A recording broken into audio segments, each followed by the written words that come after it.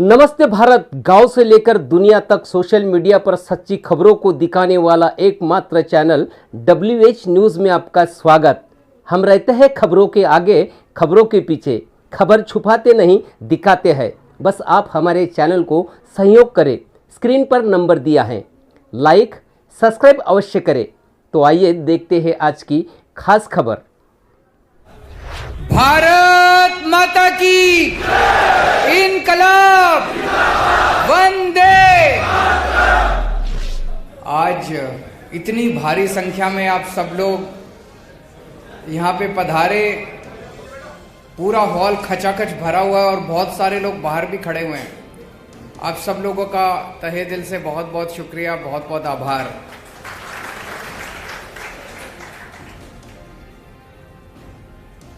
मैं आप लोगों से पूछना चाहता हूं कि 27 साल से तो भाजपा है यहाँ पे, उसके पहले कांग्रेस थी।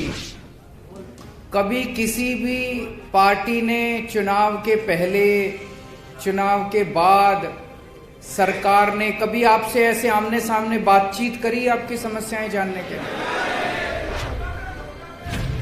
धमकाते हैं बस, कभी आज तक बातचीत नहीं करी। ये पहली बार हो रहा है। पिछले 6 महीने से मैं गुजरात आ रहा हूं।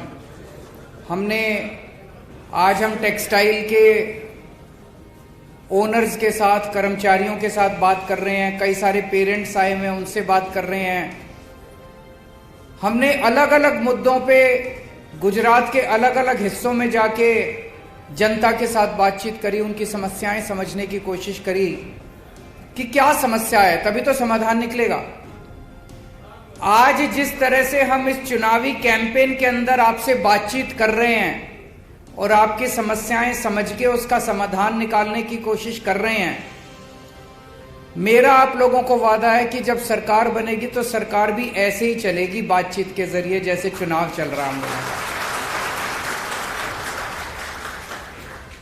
जैसे चुनाव के दौरान आपसे बातचीत कर रहे हैं, वैसे ही चुनाव के बाद, सरकार बनने के बाद आपसे बातचीत करेंगे और आपकी समस्याओं का समाधान निकालेंगे। और जैसे वो लोग चुनाव के पहले भी आपसे बात नहीं करते, वो चुनाव के बाद भी आपसे कभी बात नहीं करते। तो मैं सीधे सीधे मुद्दों पे आता हूं। सबसे पहली चीज है, जिस समाज में व्यापारी खुल के निडरता के साथ व्यापार नहीं कर सकता, वो समाज की अर्थव्यवस्था कभी भी आगे नहीं बढ़ सकती।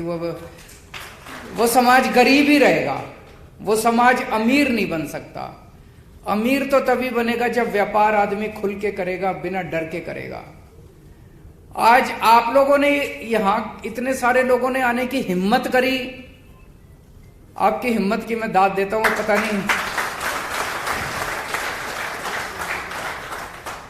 पता नहीं कितने आप में से कितने लोगों के नोटिस वोटिस आ जाएं, रेड वेड हो, है कि नहीं है?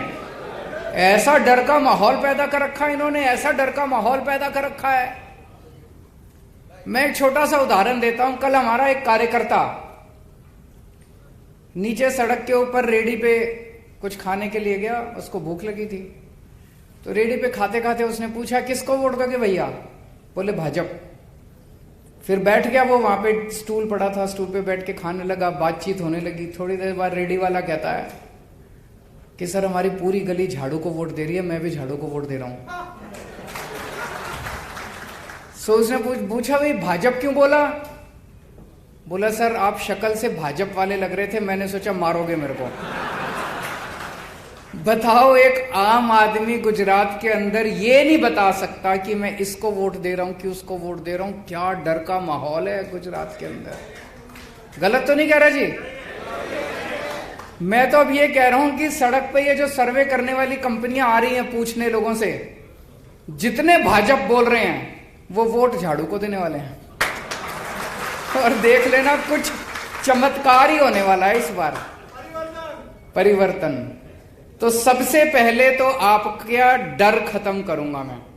हमारी सरकार बनेगी, निडरता से काम करना, किसी से डरने की जरूरत ही नहीं है। किसी का कुछ छीन के खा रहे हैं क्या?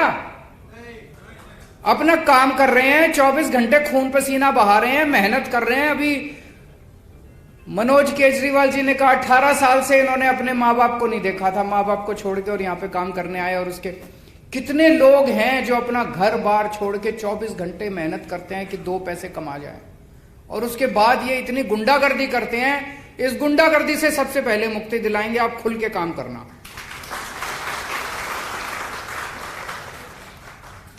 सम्मान देंगे आपको। मैं बहुत बड़े बड़े व्यापारियों से मिला, सब कहते हैं जी जिंदगी में पैसा तो बहुत कमा लिया, लेकिन जैसी ये सरकारें हैं, सरकारें ऐसे करती हैं जैसे कोई हर व्यापारी चोर हो, इस तरह से ट्रीट करती हैं। टैक्स डिपार्टमेंट वाले भी, ये भी, वो भी ऐसे करते हैं जैसे कोई चोर हो।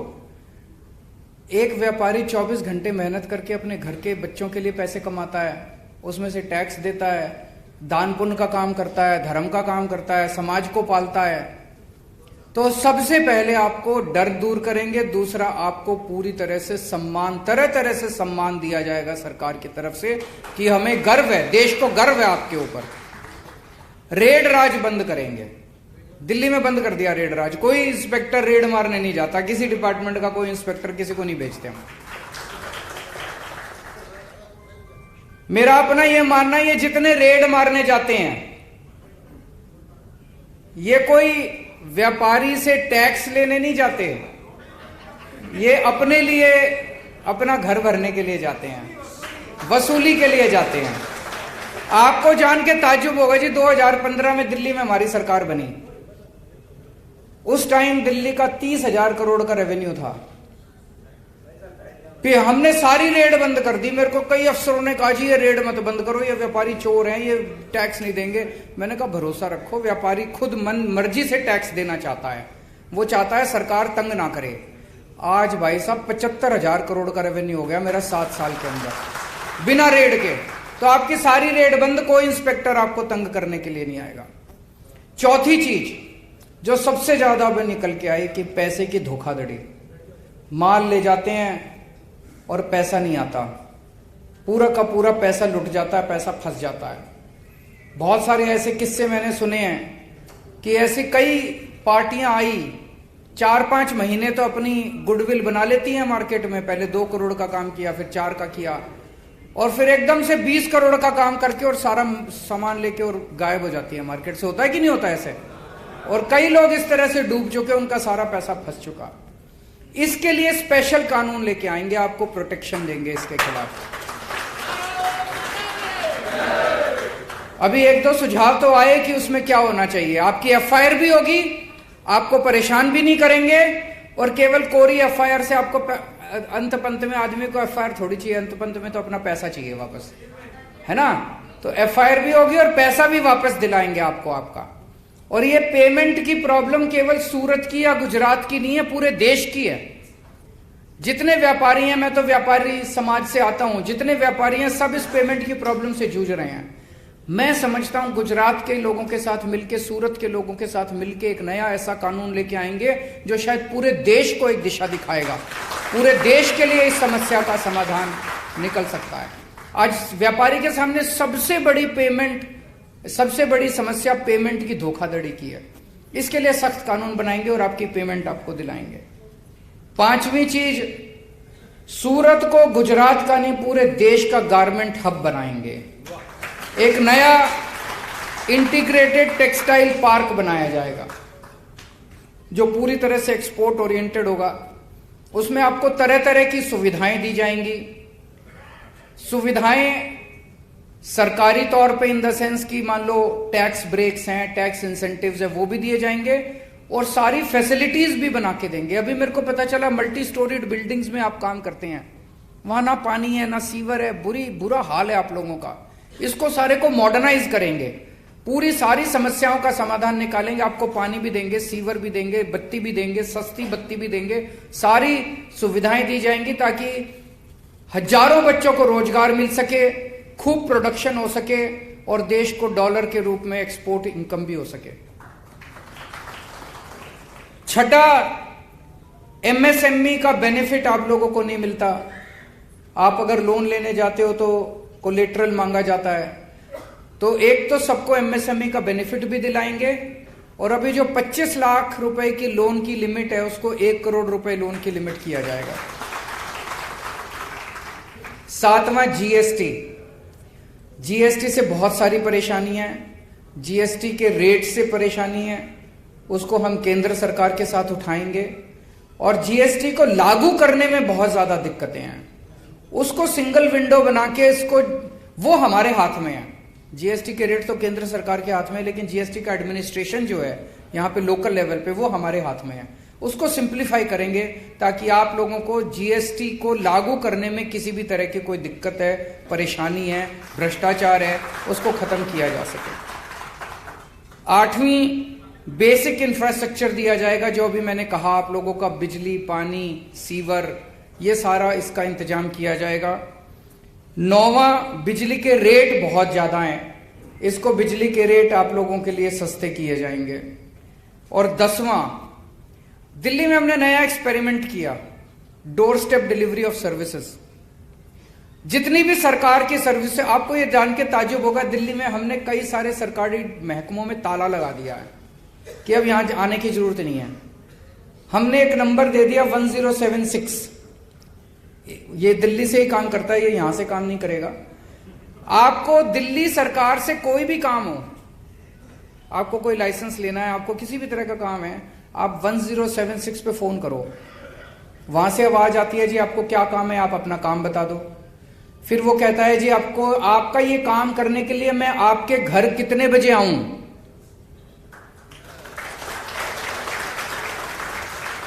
आपको सरकारी डिपार्टमेंट में जाने की जरूरत नहीं है, सरकार आपके घर आके आपका काम करके जाएगी। आप अगर कहते हो, जी मैं तो लेट आता हूं दफ्तर से, रात को 10 बजे आना, रात को 10 बजे दिल्ली सरकार से एक अफसर आपके घर आके आपका काम करके जाता है। किसी दलाल के चक्कर काटने की जरूरत नहीं, किसी को रिश्वत देने की जरूरत नहीं, दफ्तर से छुट्टी लेने की जरूरत नहीं, सब कुछ ऑनलाइन है। और जो ऑनलाइन ना कर सके उसके door step delivery of services है। इसको गुजरात में भी लागू करेंगे। आपको किसी दफ्तर में जाने की जरूरत नहीं है, किसी को पैसे देने की जरूरत नहीं है, किसी दफ्तर के चक्कर काटने की जरूरत नहीं है। अपना काम करो, फलो फूलो, यही हम चाहते हैं। आप फलोगे तो देश तरक्की करेगा, और आप अपना धंधा छोड़ के सरकारी दफ्तरों के चक्कर काटोगे तो देश भी कैसे तरक्की करेगा। ये सरकारी दफ्तरों को भूल जाना, एक बार हमारी सरकार बनेगी, आप चिंता मत करना, सरकारी दफ्तरों को हम संभाल लेंगे, आप अपना धंधा संभालना। अब 2 बातें और आई। एक तो सुराना साहब ने फीस की बात करी और उनके साथ कई सारे पेरेंट्स आए हुए हैं। आपकी बात बिल्कुल सही है सुराना साहब,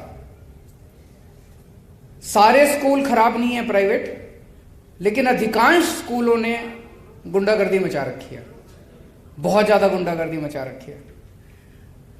कानून के मुताबिक कोई भी स्कूल, जितने स्कूल होते हैं ना, ये कानून के मुताबिक चैरिटेबल ट्रस्ट होते हैं, ये उससे कमाई नहीं कर सकते। कोई भी स्कूल आपकी फीस से कमाई नहीं कर सकता, प्रॉफिट नहीं कमा सकता।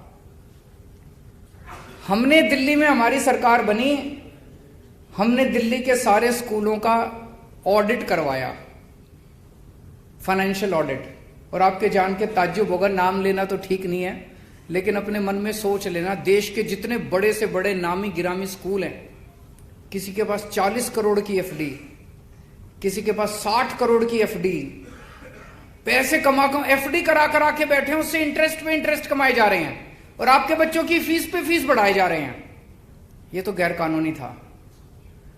आपको यह भी जान के ताज्जुब होगा, हमारी सरकार जब ऑडिट खत्म हो गया, कई स्कूलों से हमने एफडी तुड़वाई और बच्चों की कई सालों की फीस वापस करवाई। ये कोई चमत्कार से कम नहीं था। आज तक इतने बड़े बड़े स्कूल, आप मन में जो भी स्कूल सोच सकते हो सोच लो, उन स्कूलों ने अपने बच्चों के पेरेंट्स के अकाउंट में पैसे वापस करे हैं। ऐसा हुआ है इस देश के अंदर, नहीं तो कौन स्कूल वापस करता है पैसे। कभी लाइब्रेरी फीस, कभी डेवलपमेंट फीस, कभी पिकनिक फीस, कभी ढिमका फलाना ढिमका फीस पे फीस लेते रहते हैं ये लोग। तो एक ये करा, और उसके बाद हमने ये कर दिया, भाई कोई भी फीस अगर बढ़ानी है तो आप सरकार से परमिशन लोगे। 7 साल से दिल्ली में किसी स्कूल को फीस नहीं बढ़ाने दी हमने आज तक। गौतम साहब ने कहा कि उनकी बच्ची को स्कूल से निकाल दिया गया। तो दो चीज है सुराना साहब, एक तो सारे गुजरात के लोगों को कह दो हमारी सरकार बनवा दें, अगले 5 साल तक किसी प्राइवेट स्कूल को फीस नहीं बढ़ाने देंगे, ये मेरी गारंटी है। और दूसरा, गौतम साहब जैसे जितने लोग हैं जिनके बच्चों को इन्होंने गुंडागर्दी करके स्कूल से बाहर कर रखा है, सरकार बनने के 24 घंटे के अंदर सारे बच्चे स्कूल के अंदर होंगे।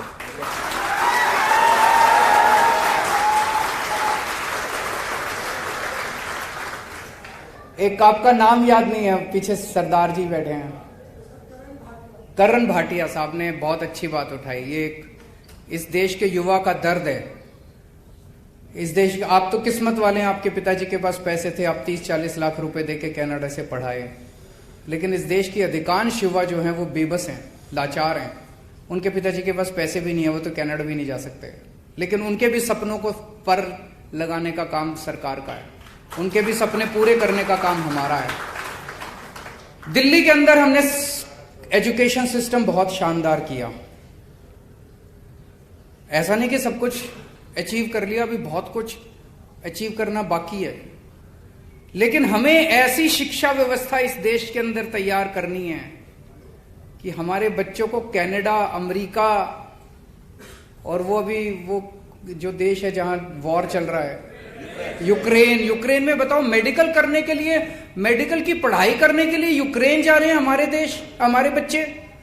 हमारा देश कितना बड़ा देश है, कितना तरक्की कर चुका, और हमारे पास मेडिकल कॉलेजेस नहीं है। तो हम ऐसी शिक्षा व्यवस्था लेके आएंगे इस देश के अंदर, और दिल्ली के अंदर करके दिखा दिया। दिल्ली के अंदर सबके लिए एजुकेशन फ्री कर दी हमने, सब अमीर हो या गरीब हो, सबकी एजुकेशन फ्री है। और शानदार एजुकेशन कर दी, शानदार स्कूल बना दिए, सरकारी स्कूल शानदार बना दिए। बच्चे प्राइवेट स्कूलों से अपना नाम कटा के सरकारी स्कूल में भर्ती हो रहे हैं। तो एजुकेशन सिस्टम अच्छा करना है, कॉलेजेस अच्छे बनाने हैं, अच्छे शानदार कॉलेजेस बनाने हैं, और ऐसी व्यवस्था करनी है कि हमारे बच्चे कनाडा जाने के बजाय कनाडा के बच्चे अब इंडिया आने लगे पढ़ने के लिए। अपने बच्चों के लिए रोजगार का इंतजाम करना है। हो सकता है, बिल्कुल हो सकता है। दिल्ली के अंदर हम 11वीं क्लास से बच्चों को बिजनेस करना सिखाते हैं। हमने बच्चों के अंदर कूट के भर दिया 8वीं 9वीं 10वीं 11वीं 12वीं में कि मैं बड़ा होकर नौकरी मांगने वाला नहीं बनूंगा, नौकरी देने वाला बनूंगा। तो वो बच्चे, उनको हम सारी चीजें, सारी पढ़ाई कराते हैं, उनको नए नए आइडियाज देते हैं कि कैसे मेरे को बिजनेस करना है। 9वीं 10वीं क्लास से उसको ये सोचने के लिए मजबूर करते हैं कि मैं बड़ा होकर क्या बिजनेस करूंगा। और अगर सारे बिजनेस करने लगेंगे तो एक एक बच्चा बड़ा होकर 3-3 4-4 लोगों को तो नौकरी देगा। तो हमें इस किस्म का माहौल तैयार करना है। लेकिन इस किस्म का माहौल तैयार करने के लिए पहले अपने जितने लोगों को हम चुनते हैं, आज मैं गोपाल इटालिया जी से बात कर रहा था, वो बता रहे थे भाई पहले मंत्री तो पढ़े लिखे हों तभी तो।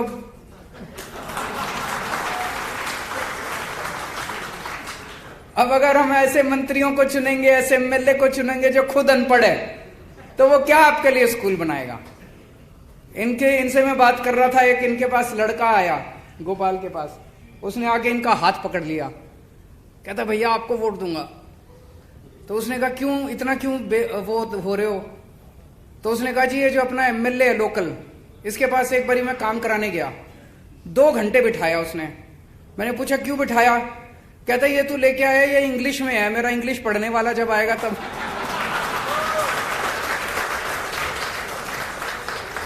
तो यार हम ये नहीं कह रहे इंग्लिश कोई बहुत अच्छी भाषा है या, लेकिन ऐसे लोगों को तो मंत्री को तो अंग्रेजी तो पढ़नी आनी चाहिए, हिंदी तो पढ़नी, चलो अंग्रेजी नहीं गुजराती तो पढ़ ले कम से कम, ऐसा तो हो कम से कम अपना मंत्री। पढ़े लिखों को वोट दो, ईमानदार लोगों को वोट दो। अभी तक 27 साल में आप लोगों के पास कोई वो नहीं था, मौका नहीं था। पहली बार ऊपर वाले की कोई कृपा हो रही है कि ऐसा जबरदस्त माहौल बन गया। सारे लोग मिलके इस बार बदलाव करो, नई सरकार लेके आओ, मिलके तरक्की करेंगे। बहुत बहुत शुक्रिया।